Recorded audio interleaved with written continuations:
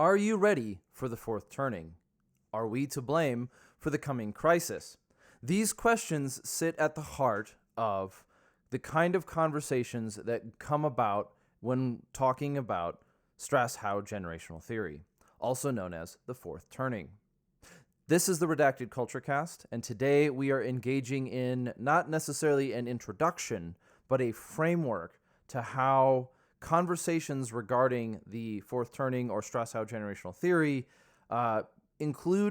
almost always include some form of assumptions.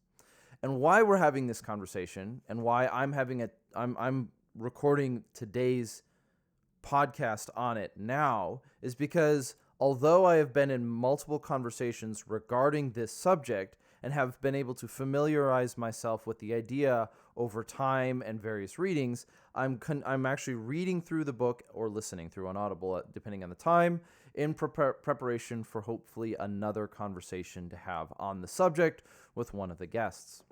And so at the center of today's conversation is Stauss-Howe Generational Theory, or the four turnings, or the fourth turning. And it is this historical approach to looking at patterns in history, or it is this approach of looking at patterns in history and trying to, with at least some sort of attempt to see what is going to come in the near future, what's going to arrive in the near future. And so, while I have not read the entirety of the book, and while I have read some of the footnotes, and you can criticize me for my bad academics, the primary objective of today's conversation is to consider how we approach a theory like this and how we become aware of assumptions that we may hold or intentions that we may be holding when looking at this subject. Anytime that we hear something like history repeats itself, or it doesn't necessarily repeat itself, but it rhymes, or this idea that we can look back in history, those who don't understand history are doomed to repeat it, these kind of phrases, all of those phrases have an implication that applies some sense of duty to both the speaker and the listener. We don't say things like that necessarily out of some sort of statement about objective reality. We also recognize that if objective, if real, it implies something about who we are today and who we might be tomorrow and what we should do about it. So, how we speak about. So let's go back. What is Stauss-Howe Generational Theory?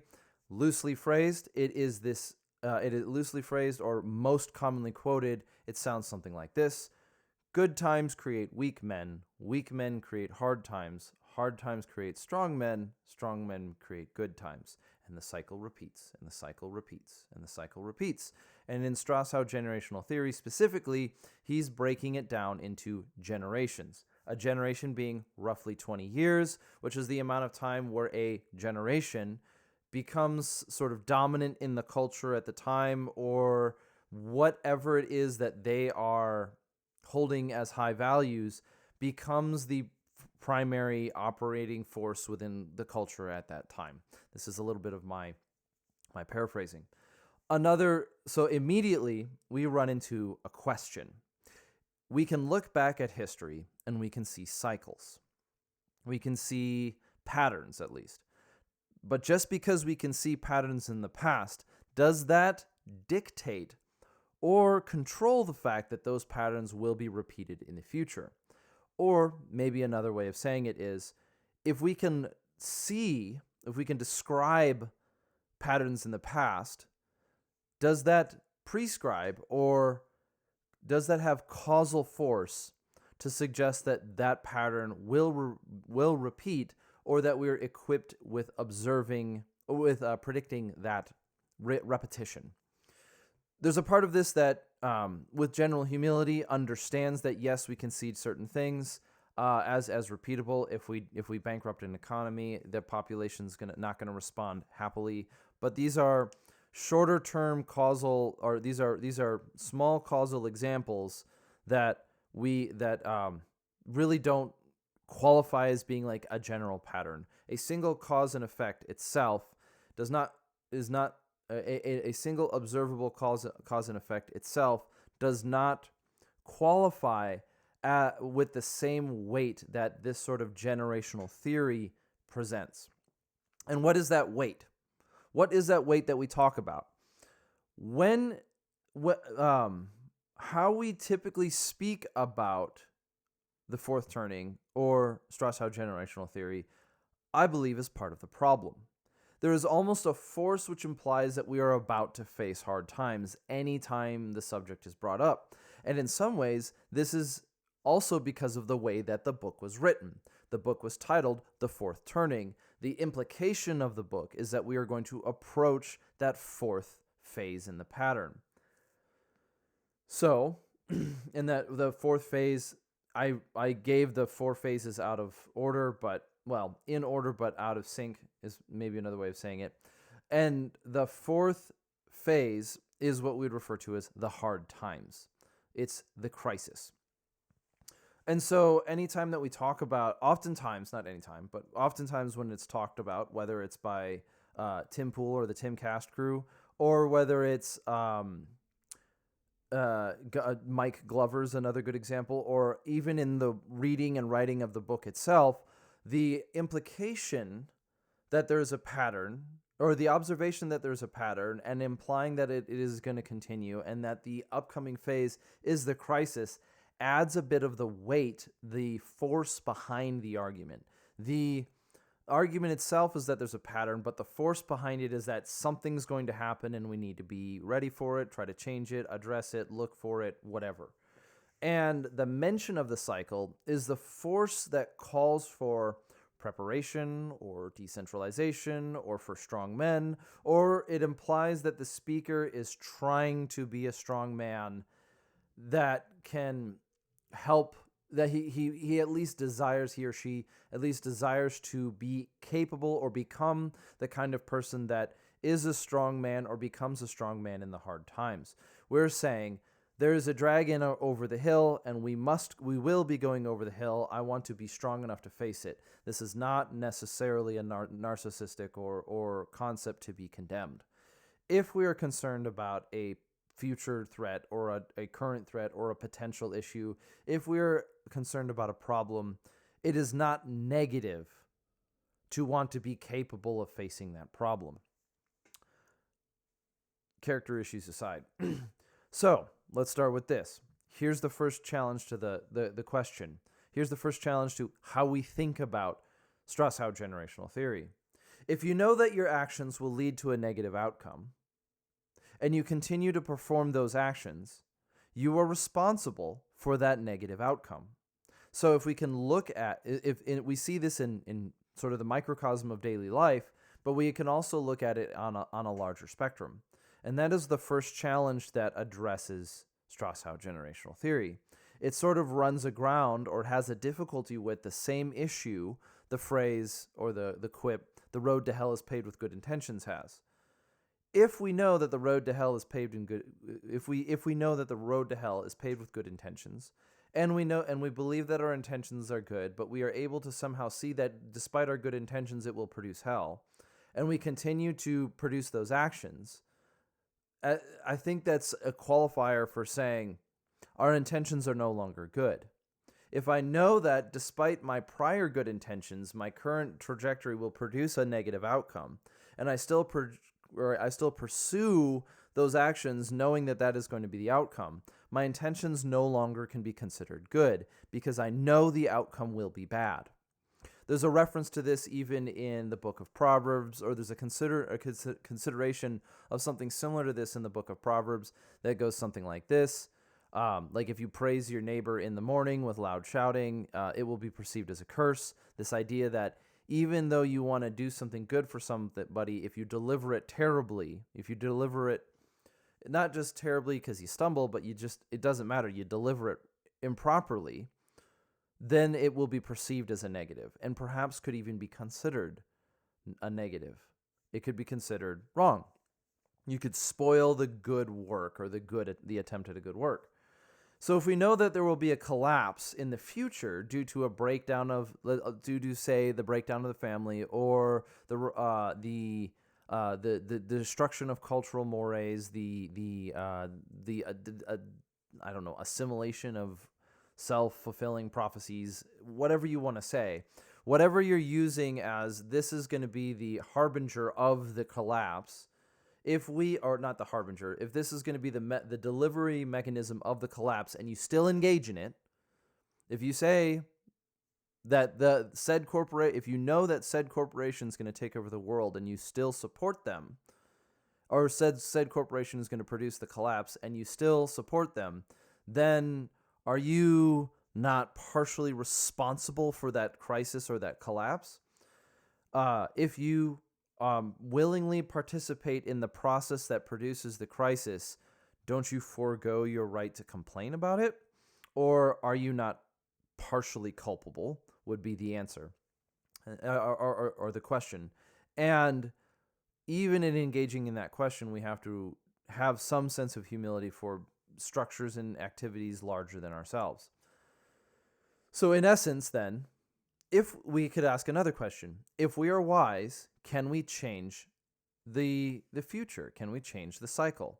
Is this goes back to, is the Stauss-Howe Generational Theory correlation or causation? Is it, which is a little bit, I understand that's abuse of those words. Another one that I will also slightly be abuse of the words, and I use it quite a bit, is description versus prescription. Am I describing a pattern in the history, or am I prescribing it as a causal force that will have an effect on the future? In other words, can we change the cycle? If the answer is yes, we are dutied to. If the answer is no, what are we responsible for? What is the right course of action? Before we start talking about the threat of crisis, or as we are actually more importantly, as we are talking about the threat of crisis, we should also be talking about the responsibilities that it implies upon ourselves. If we have the right to bear arms, if we have the right to the natural right, as described in philosophy, or if we have the natural right to self-defense, then what are we responsible for? Because we could say that in one sense it can be extremely short-sighted, only retaining to my immediate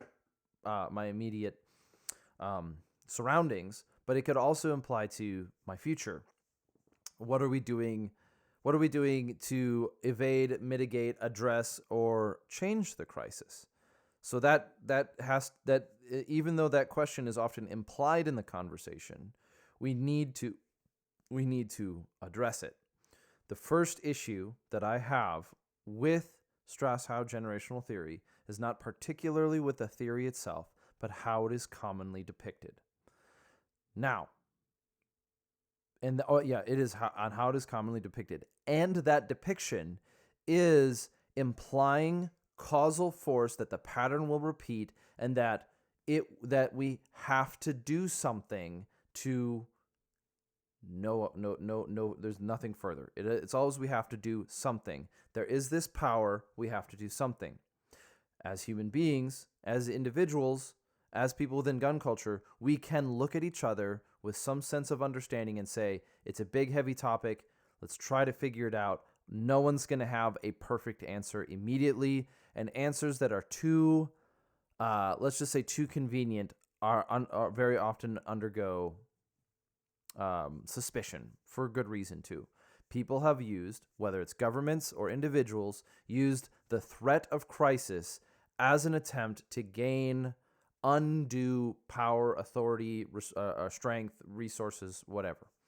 And so while people will abuse a crisis to gain power, that does not negate the existence of the possible crisis. So before we go further, then let us dig a little bit deeper into how some of the elements of the cycle that's presented by Strauss and what's presented in the fourth turning. The first phase is referred to as the high. We typically look back at like post-World War, or the book refers to like post-World War II and the sort of 1950s, and this very society is somewhat unified. We all have this kind of glory years, almost like a golden age feel. But what you have in that era is a low emphasis on individualism, strong institutions, whether they are the family or the rising values of academics, or or community or church or something. We oftentimes look at this period of time with a bit of rose-colored glasses and see the things that we feel like are lacking in our time, whether it's strong focus on family, economic opportunity for individuals. A man can go to work at at a mid-level job or a moderately skilled to low-skilled position and still provide for his family without creating undue burden on society. There isn't this massive division within fiscal populations. That's not the right way of saying it.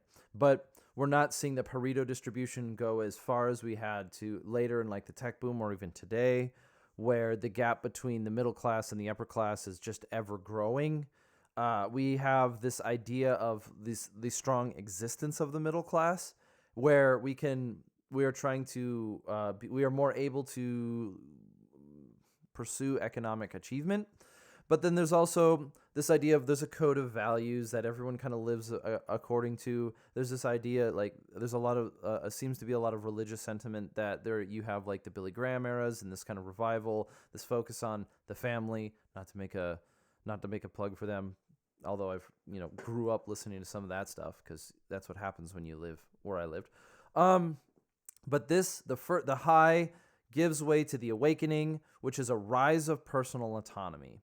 The interesting thing that I want to address with these four periods is how they describe the cultures within them.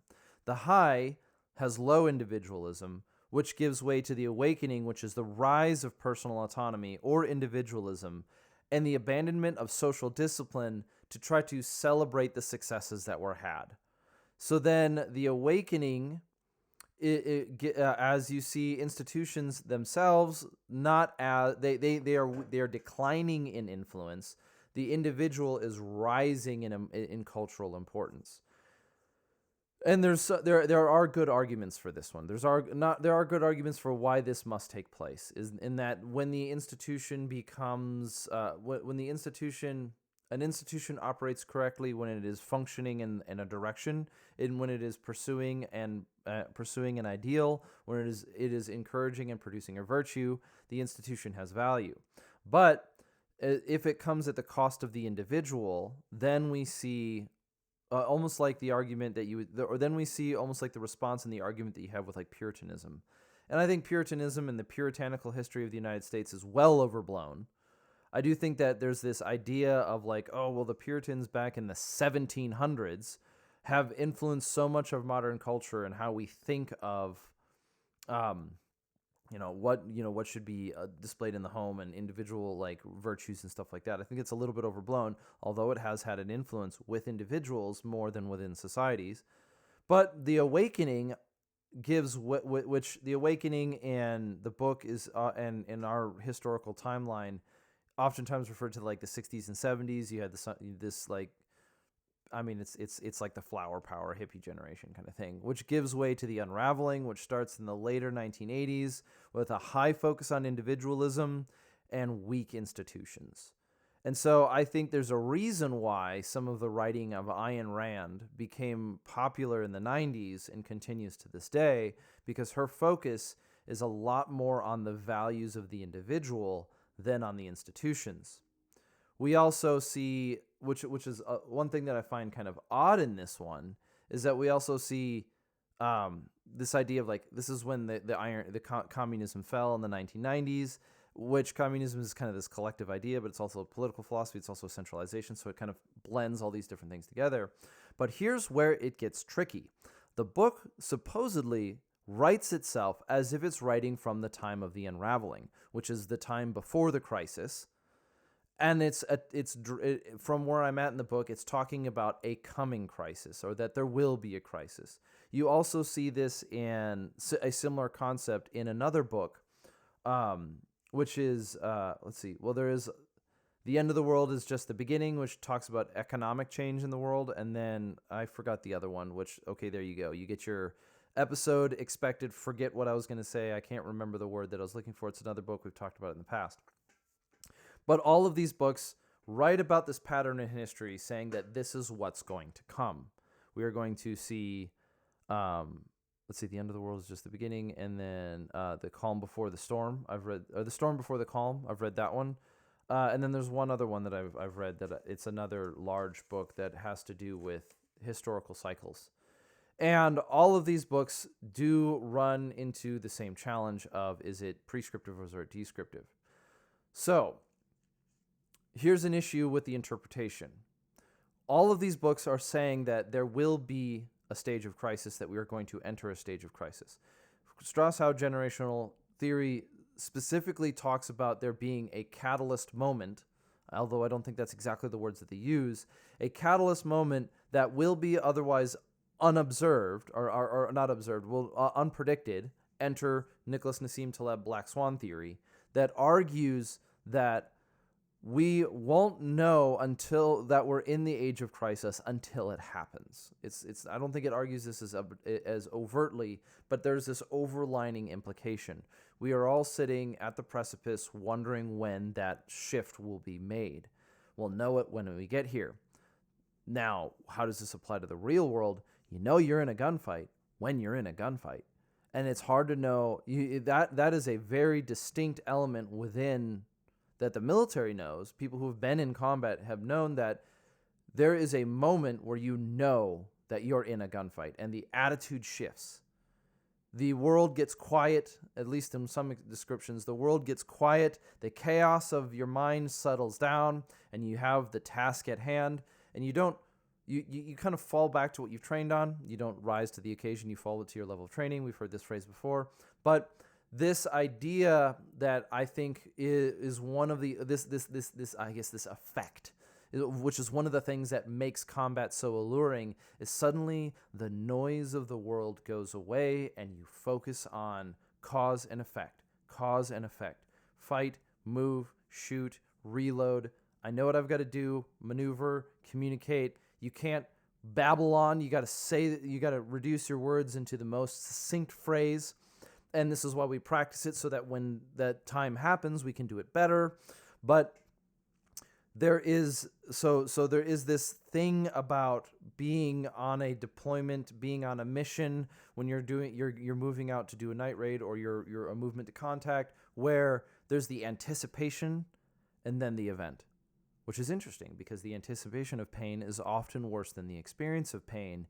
The anticipation of the gunfight is often more terrifying than the gunfight itself.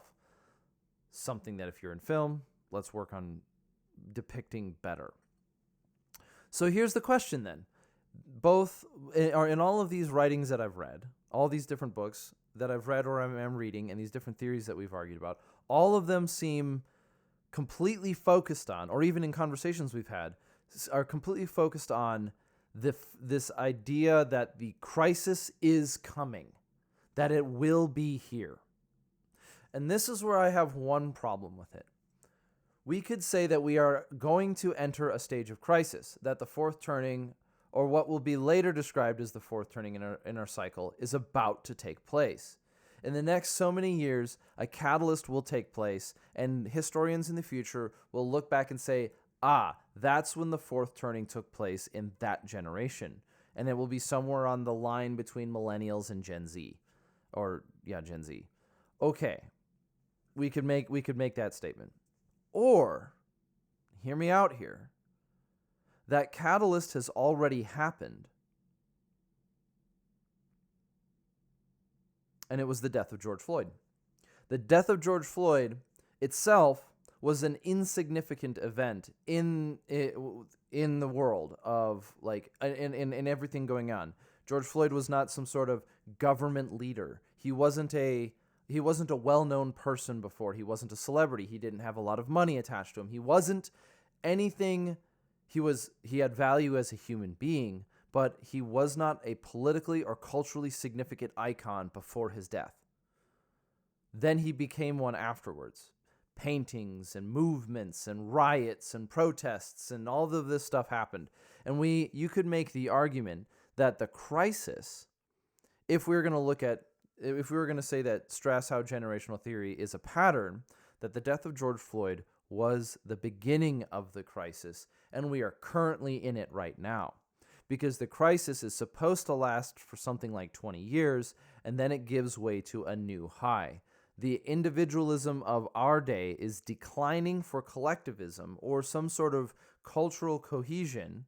It's less about individual expression and more about community involvement that will produce the high of the end of because I'm a millennial, the end of the millennial reign, let's just call it, and the beginning of that next generation's reign. That is an argument I think that has some cogency to it. Revolutionaries make their noise, but they are lost in our generation, and they will be replaced by new institutions. If you want to even say something as simple as history is written by the victor, if today we exist in a time of crisis, how that crisis will be described by whatever produces the institutions that have strength in the next rotation of the cycle. So you may see exactly what I'm doing here. You may say, Forrest, your cards are well on the table. I can see what you're doing here. You're saying, hey, look, if we're going to say that the cycles happen, instead of focusing so much on the crisis, we need to focus on who emerges as the dominant character outside of the crisis. Which could sound a little maniacal, but it could also be made a little bit more personal. What world do you want your children to grow up in? Do you want the institutions that hold power when your children grow old, or when your children have our children's generation is the dominant generation? Do you want them to be living under the boot of tyranny, or do you want them to live in a society where the things that we value are also valued by the institutions? And this is where that first challenge comes in. And this challenge can, I think, be applied to gun culture as well. What world do we want our children to grow up on? What trees are we planting today, and how are we making that focus?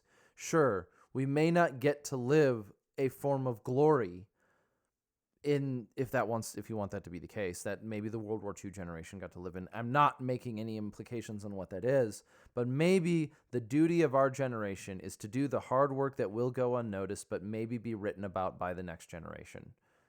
Maybe the duty and responsibility of our time in gun culture is not to be the ones that see all of the things that we want come to pass. Rather, we need to set the foundation so that when our children are growing up, they live in a world better than where ours is today. That they live in a world with institutions that value the right to self-defense, that value our individual right to bear arms.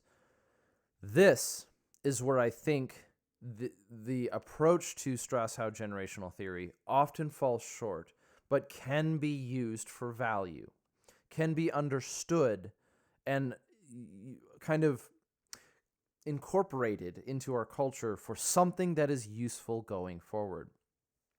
Because we could make the argument that if the death of George Floyd was the catalyst, what order did it produce?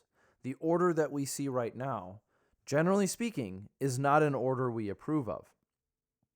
Whether it's censorship on social media, being banned in the marketplace. We had a conversation with TaxSwap this week one of the subjects that we did address a little bit was just the difficulties of the marketplace.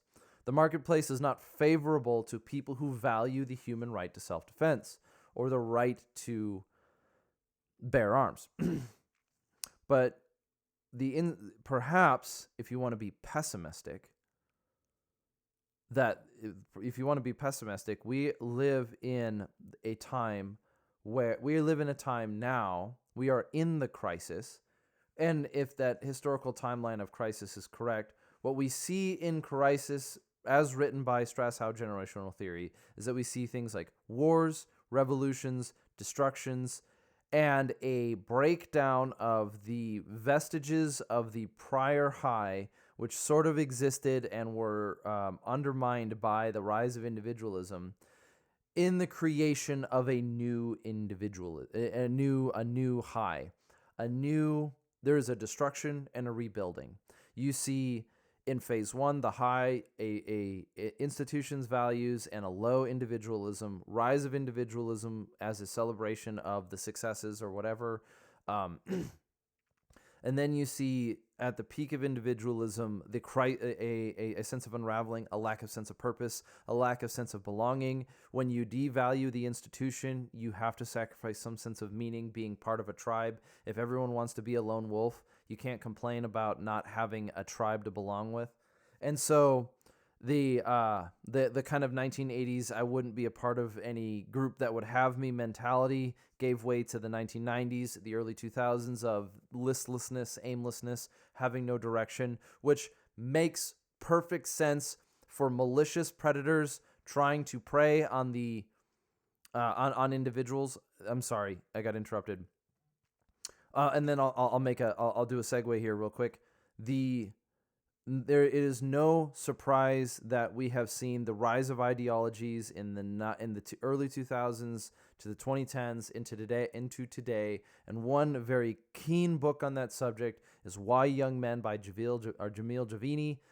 He had a conversation with Jordan Peterson, and he talks about how growing up in Toronto, young men, usually black men, usually Muslims, were preyed upon by organizations like the Nation of Islam or Louis Farrakhan speaking, that attracted young men who didn't have a sense of belonging, gave them a sense of purpose by turning them into a weapon and pointing them at a target.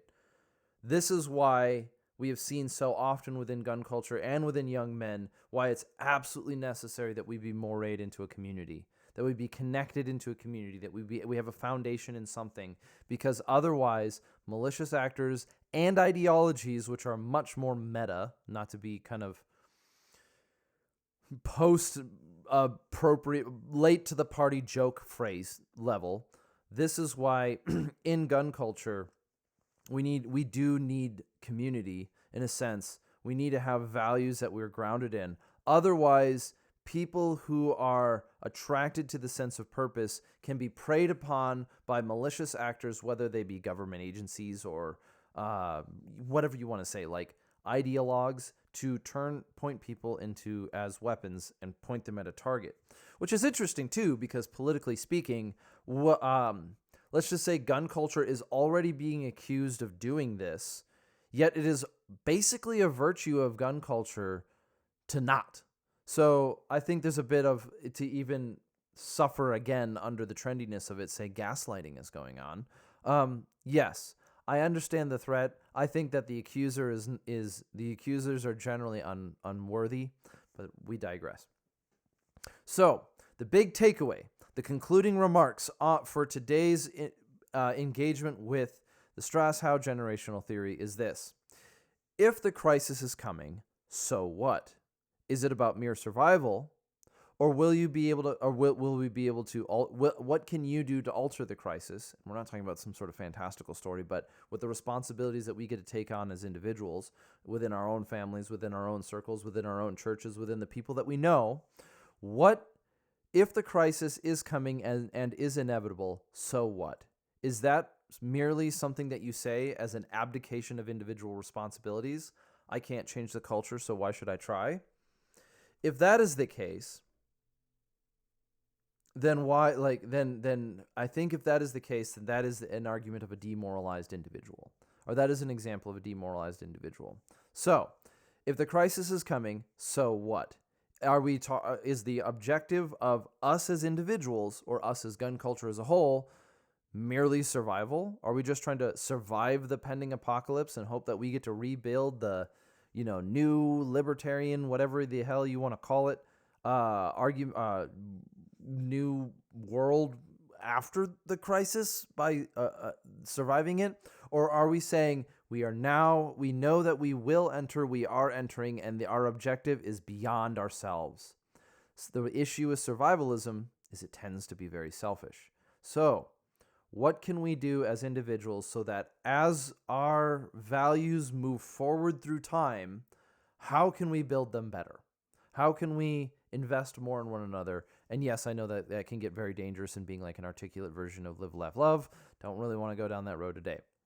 But if we are in the crisis then, so if the crisis is coming, so what? Are we interested in mere survival, or are we trying to set the foundations for the new cultural high?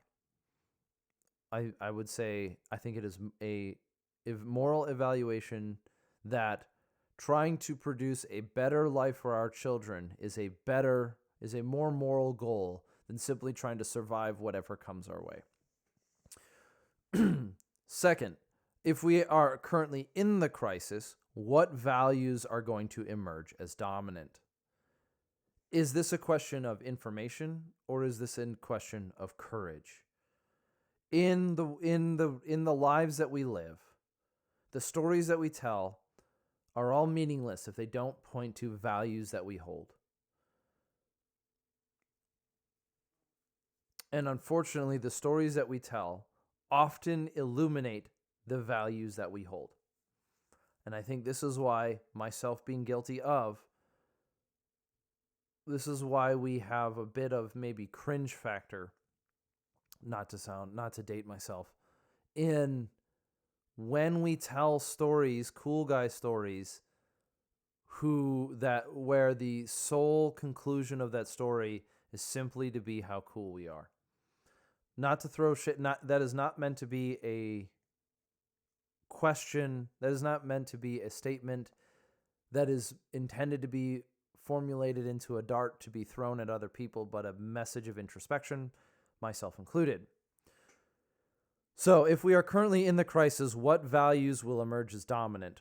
What if the institutions are against you? Or if the illusion of values in the form, what is the illusion of values in the form? Will the illusion of values rise as in the form of pure control? I took notes because this is a topic that's been on the forefront of culture, whether it's gun culture or political culture, for some time, perhaps years now, whether we're talking about Jack Posobiec or we're talking about anything from 2020 going forward. But this subject raises the question of, what if this is the future for us? That we are currently in the time of crisis, and the rising strong institution is the totalitarian government under some new form of ideals. And that those ideals are antithetical to our lives. How then should we live? If you're a Christian and you're going to make the statement that the new institutional power that will ride in the high will be not only antithetical but oppressive to the Christian church, how then should we live? And as Christians, we do have an advantage, or we at least have the reality that we know that our hope is not here in this world. And in that time, we'll find out whose hope is really in this world and whose is in something else. But the question is, maybe we will. There's a potential future ahead of us that will be absolutely totalitarian. If it comes to pass within gun culture that everything that we hold dear is deemed illegal, how then will we live? Who will give up the towel and say, those are values that we held, but we can no longer hold them because it is inconvenient? And who will trade reason for the feeling of value or the feeling of meaning, and be weaponized for their lack of a commitment to understanding what they believe? It's a kind of a real question. So then all of this, though, can be finally called into question of this. If Stauss-Howe Generational Theory is non-causal, but only a warning, can you, or do you have the integrity to withstand the allure of danger as a substitute for genuine values? If we can change the future, if we are, and not even change the future in a time-traveling mentality, but if we truly do have influence over the future, and even if that is only an illusion of influence, but that illusion is so strong that we can't see beyond it, functionally meaning that it is functioning within society as meaning it's the illusion is strong. I guess this falls into determinism, but if it is such that though the future may be determined, we are incapable of seeing it, and also that we have at least the limit of our perception produces the outcome that we believe that we have causal effect on the future. What can we change? And I know that was complicated. But if you're engaged in the Calvinist versus Arminian conversation, that's where that's coming from.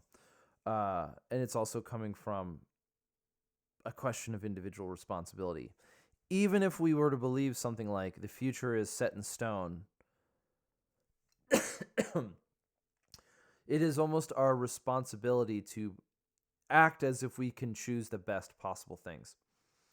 And so, with that being the case, within gun culture, within our culture, within the world that we live in, when we engage in something like Stauss-Howe Generational Theory, we must ask ourselves always, what, if true, what does that demand of me? And am I willing to meet that? Am I willing to do that? If you want to say you rise to the occasion, this is where you rise to the occasion. You rise to the occasion in the quiet moments, and you fall back on your training when it gets difficult. In the quiet moments now, whether we are in the crisis or in a period of crisis or before a period of crisis, or if all of that is hogwash, all of that is a waste of time. When we engage with ideas like patterns in history and what has happened and what could happen, the question always remains, how then shall we live? What then shall we do?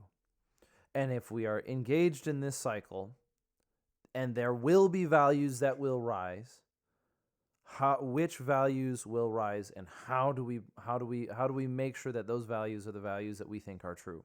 Because if they're not values, they are mere fashion statements. If the value of self-defense is just a personal preference, if the right to bear arms is just one option amongst many in the metaphysics of the universe, then it is just a fashion statement. And mine comes in multicam black. So this has been the Redacted Culture Cast, and I thank you for listening. Thank you for your support. We look forward to what's happening next year. We look forward to what's coming in the months and weeks and months ahead. We're thankful for you, the listener, and for how you engage in culture with intention, with direction. We are thankful for you. This has been the Redacted Culture Cast, and we'll talk to you soon.